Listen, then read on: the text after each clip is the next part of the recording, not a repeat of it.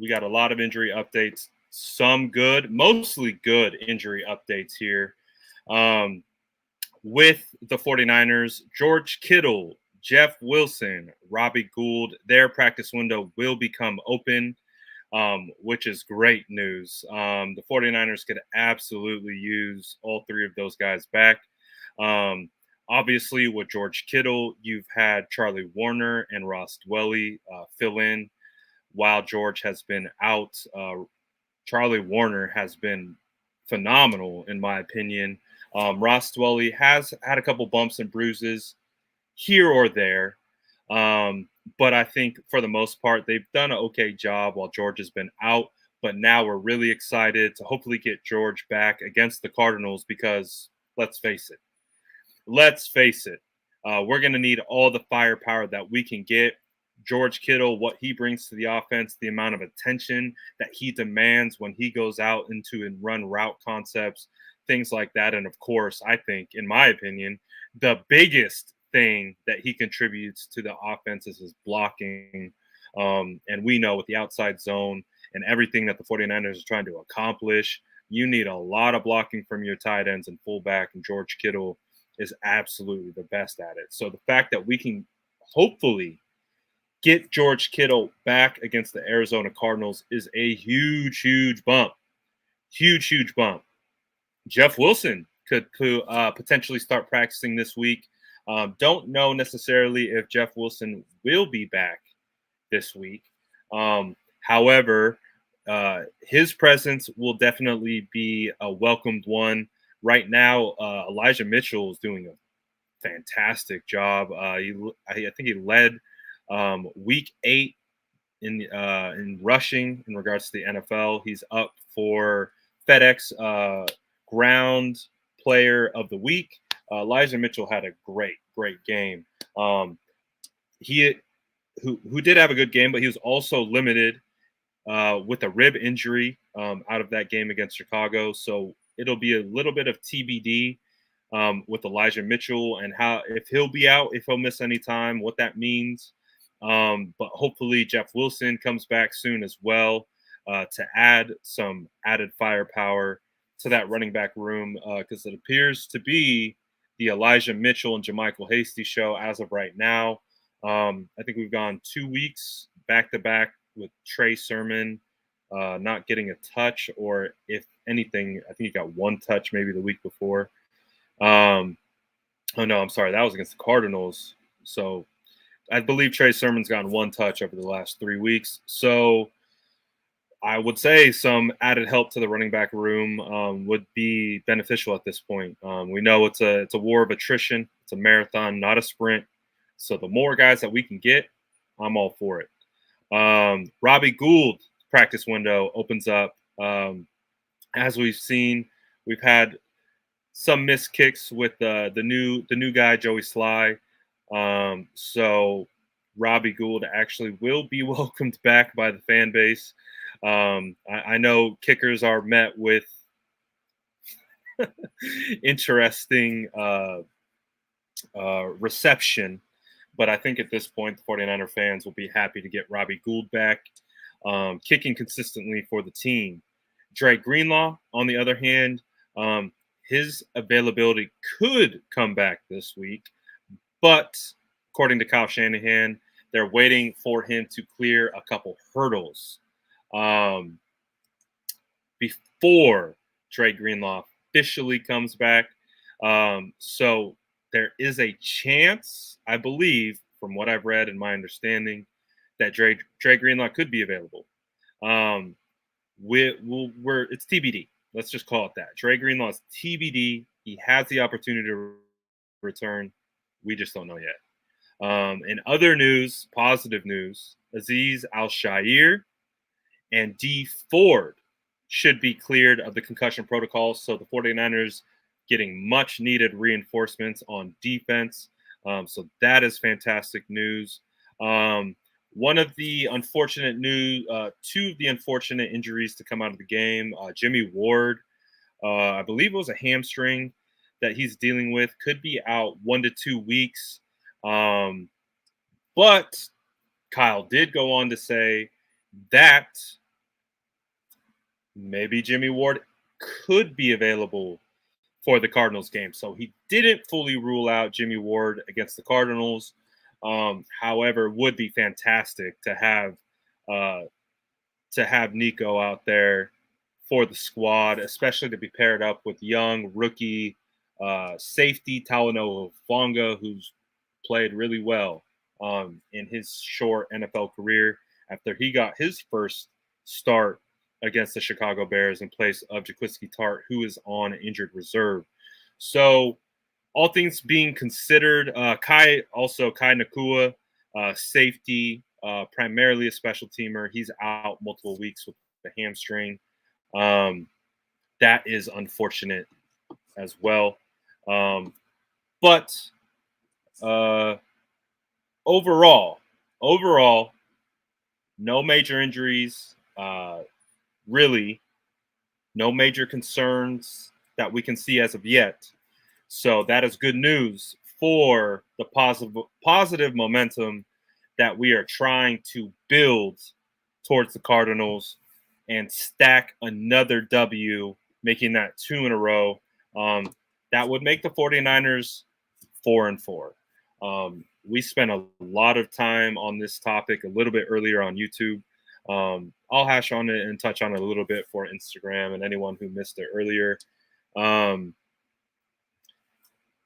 This is huge. This game was huge for the 49ers, the win against the Chicago Bears, to be able to stack that momentum in a make it or break it game. It honestly felt like that. It felt like if the 49ers lost, a lot of hope for the 2021 season would go with it. So that being said, we're now on a positive streak right now, and looking at this optimistically from the fact that there's a lot of good things to build off for this team as they continue to make a push.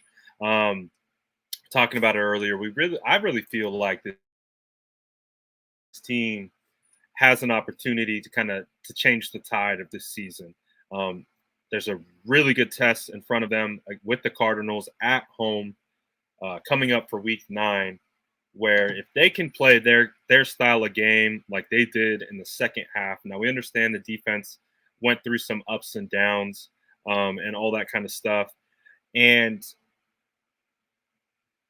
but the offense stepped up, and that's what we've been looking for a big portion of the year. So it's really good to see that group come together and put it together on the field. So the hope is that they can stack this momentum and then transition this into a victory against the Cardinals, and then might be looking a little too far ahead at this point. But as we know, Von Miller is now in our division with the LA Rams. The 49ers face Von Miller Week 10, and it's going to be lots of fireworks on Monday Night Football there, but we'll see what happens first, Week 9 with the Cardinals. Again, a huge game. Update on Kyler Murray is that Kyler Murray is day-to-day right now with the ankle injury. He hasn't ruled him out. That being Cliff Kingsbury hasn't ruled out Kyler Murray yet. They're going to test it probably all the way up until game time. But Cliff Kingsbury did say that he would not put Kyler Murray out there if he didn't feel he was 100%. And he also went on to say Colt McCoy, who's the backup for the Arizona Cardinals, will give them a good opportunity to win. So we'll see. We'll see if that is the case. But that will be something that we'll be monitoring throughout the week as we start to turn the page from Chicago to Arizona and start tapping into the keys of victory there. So we'll see what happens in regards to the injury information that continues to come out. Again, no J.J. Watt for the Cardinals. We'll see what else comes out from their situation. But right now, the biggest thing for them is quarterback. So they got to get their quarterback right. And, of course, Kyler Murray is playing at a very high level. So if the Cardinals don't have Kyler Murray, it's good news for the 49ers at the end of the day. So it is what it is. So Instagram is telling me that you guys have comments and you can see them. And you can hear me this time. Apparently, I can't see any comments. So I'm on Instagram. Not one comment. has come through. So if you guys are asking me questions, if you guys are talking some mess to me, now's the time because I can't see it. Instagram stays messing with me, so it is what it is. Yeah, so if you guys are commenting, if there are comments, I have no idea. I can't see them. Instagram has taken that from me, so I can't actually interact with anyone on on Instagram, which is why I'm just talking into a screen at this point. But that's essentially what I wanted to cover. Wanted to come on really quickly, talk about some of the injuries, some of the impact. Obviously, the 49ers can get Dre Greenlaw, Azeez Al-Shaair, D Ford back on the defense. That's huge. Losing Jimmy Ward obviously is going to be a hit. But Tavon Wilson has showed he's capable, and I think Talanoa Hufanga has absolutely shown he's capable of playing at this level. So we'll see how that handles or plays out throughout the week as we get and try to get healthy for the Cardinals. But today was a good day. Today's a Victory Monday. Lots of fun stuff. If you guys missed the live earlier, you can go over to YouTube and check that out. We did a much deeper dive on the game against the Bears and talked about all the different plays and what we think it means and how there's a really good opportunity to stack some momentum here and really get back on track. So yeah, that is what it is. I was hoping to have some comments back on Instagram so I could interact with you guys a little bit more, but Instagram said no.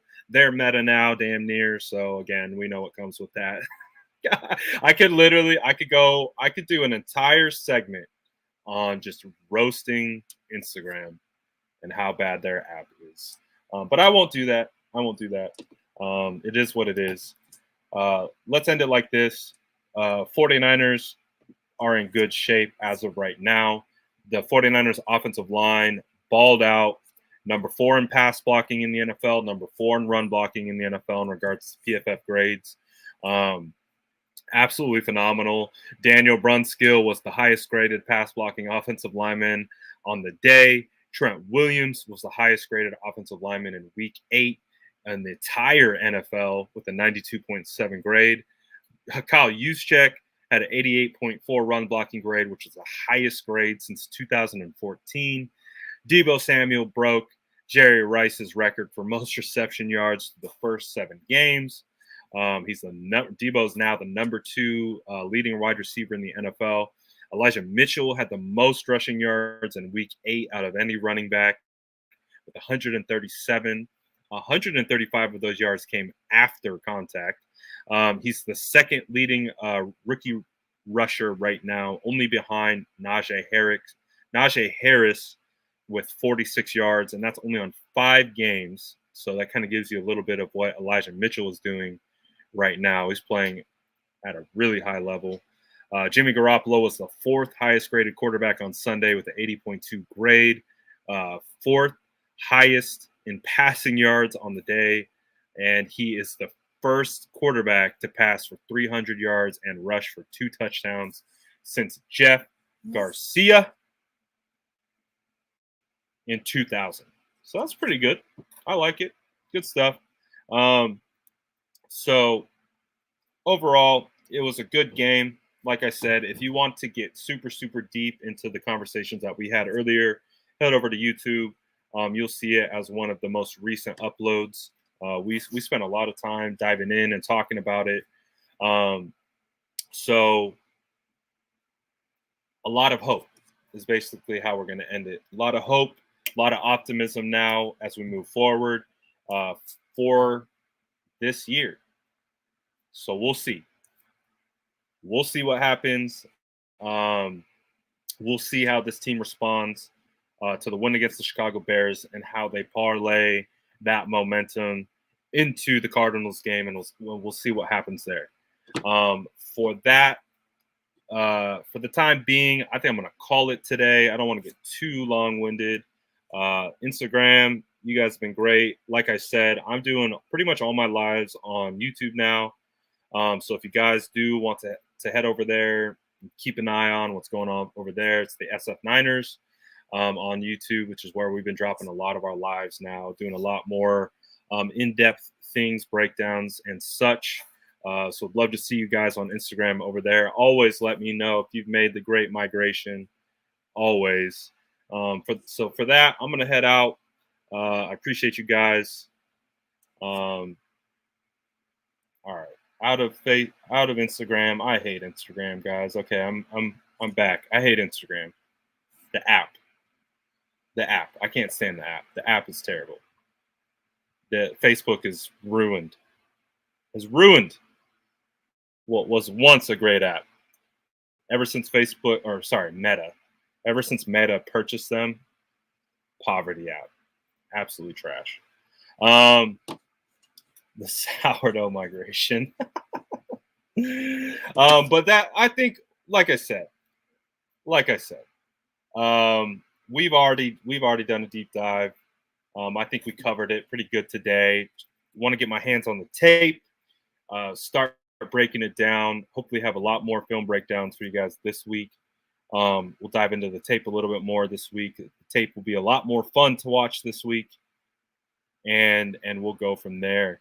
But I appreciate you guys as always. You guys have a great rest of your night. We got a dub, guys. It's Victory Monday.